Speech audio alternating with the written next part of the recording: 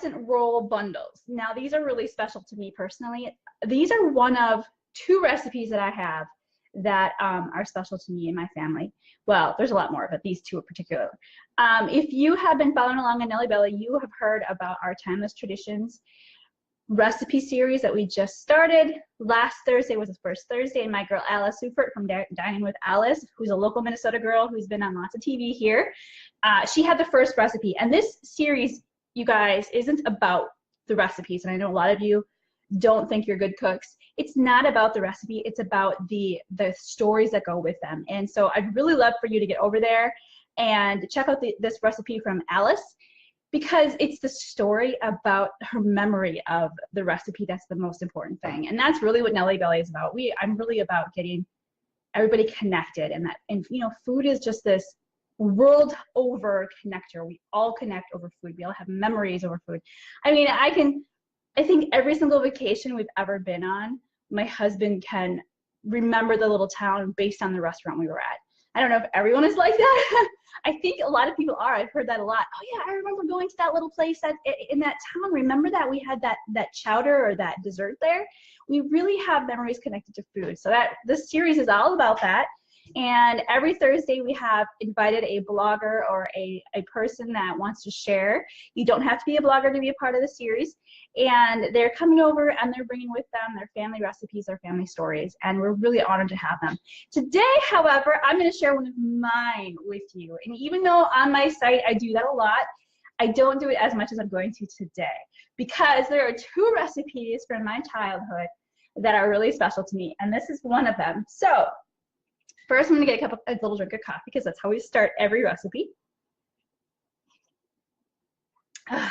That one's hot. Usually I have cold coffee. And so I'm going to bring you down and I'm going to talk while I make this recipe. Okay, guys? So let's get started. All right. So I hope we have a pretty good.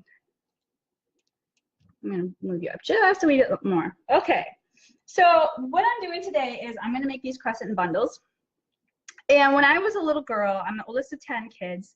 My mom isn't a particularly good cook. In fact, she's not a good cook at all. And she knows this. This isn't something that's new to her. But she just wasn't a great cook. However, my grandmother was. Or maybe she just was a really good cook in my brain, because, you know, I didn't have much to compare it to. I don't know. However, holidays for us wasn't just about, you know, getting together with family. It was also about the food, because we were super excited about eating grandma's food.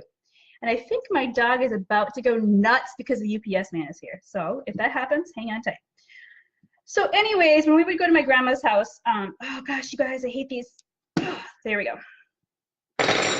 She would make, of course, Thanksgiving particularly, it's what we're talking about today. She would make turkey for Thanksgiving. And of course we loved it. Now, there were 10 of us, and then my dad, who this grandma was, his mom, was one of 6 kids. So you can imagine that the house was really full. It was really loud. We adored it. We thought it was fantastic. And of course, we would have all of the fixings for turkey. My grandma would make everything, including crescent rolls and stuffing, and of course it was stovetop stuffing, not homemade stuffing, which was our favorite. And we would of course be banned to the kids' table, which was perfectly fine, because my parents weren't there to make sure that we were behaving properly or we were having good manners. But let me tell you, whenever we stayed over at my grandma's for Thanksgiving, and it wasn't always, she would make these little bundles the next day with the turkey leftovers. And you know, when I think about it, I wonder how she had leftovers, and I wonder if she didn't, you know, now I do it too, so I think she purposely made more than she had to. That's my thought anyway. But she would make these little turkey crescent roll bundles, and if you got up early enough, which of course all small children seem to do, you could help her make them.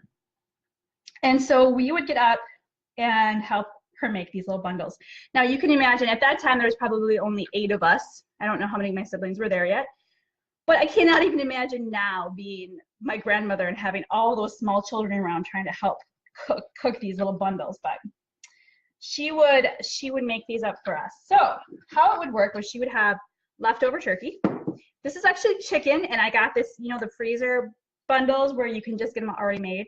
This is chicken, but we're gonna pretend it's turkey. And we're gonna use soft cream cheese. This is a package of soft cream cheese.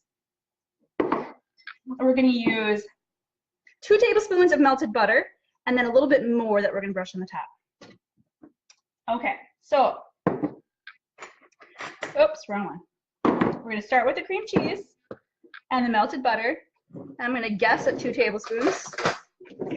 So we'll just make a little guess. We're gonna put those together. And my grandma always believed in real butter. So if my grandma believed in it, it must be true. So we're gonna just kind of mash this up together. Nothing special about this. And I should soften this a little bit in the microwave because it's still a little too hard, but we'll just pretend.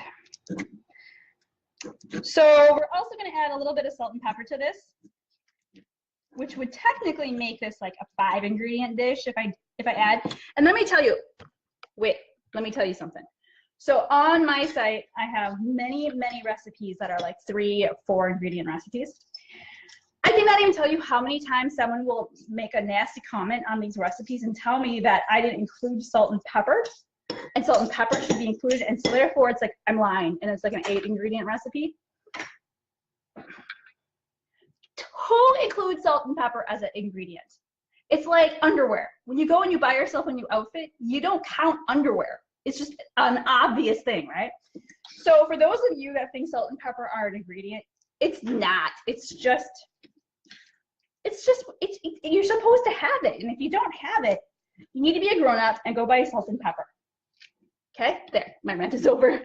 Let's return back to our stuff. Okay, so this is fairly mashed up, good enough for what our purposes are going to be. All right, we're going to add just a little to it. Where did I put my milk? There it is. Cream. You don't have to do this, but it will help loosen this up a little bit as it cooks and make it be a little bit easier. And here's that salt and pepper. That is not an ingredient. A little bit of salt and pepper. Now everyone's gonna yell at me. All right. Okay, so there's that base. Now we have our chicken. And we're gonna just put these 2 things together. And we're gonna just give it a little bit of a mash up here. Nothing special. And if you find it's not coming together as nicely as you would like it to, just add a little bit more butter. It just needs a little bit more liquid. Now sometimes I like to add in some onion or green onion in here, but I did do that today because I wanted to keep it as simple as possible. All right, as easy as that. Now we're gonna take these crescents. This is a full package of crescents that I cut into 4 rectangles. So it's, rather than the 8 crescents, it's 4 rectangles. You need to make sure you press these together. Otherwise, you're going to have a bunch of stuff seeping out. So give these a good squish together. All right. So then you're going to take and just put a big bundle of it on top. Nothing special. Let's see if I can do this. This was the part my grandma always had to do for us because we could not, for the life of us, figure out how she bundled them. She would make them all pretty, and yeah, I'm not gonna do it. Good thing grandma can't see that.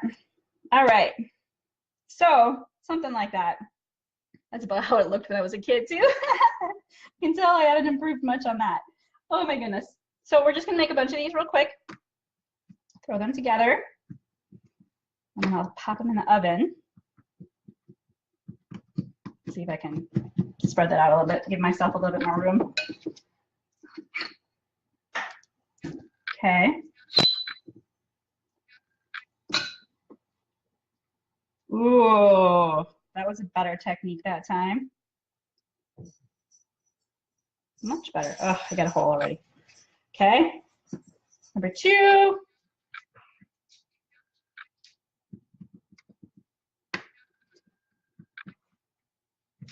All right.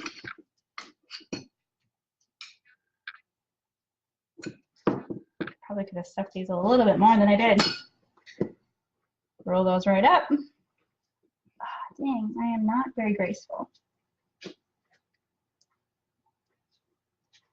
Okay, you guys, I hope you can make them prettier than I am. I'm not even trying to make them pretty. And the last one. How long is that taking me, you guys? Like 10 minutes? Not even? Telling you, you don't have to have a lot of time. And my grandma was a gourmet cook. Like, she made the best wild rice soup and the best hot dishes. Well, that's totally a Minnesota thing. And yes, you can make the best hot dishes. It's not an oxymoron. And she would make these. These were by far one of our favorite things. Of course, we snitched half the time. All right, so last thing you're gonna do, take that butter that you had melted, brush the butter on top and the bottom. Yep, your hands are gonna get messy. Remember, I was a kid. This was fun when I was a kid.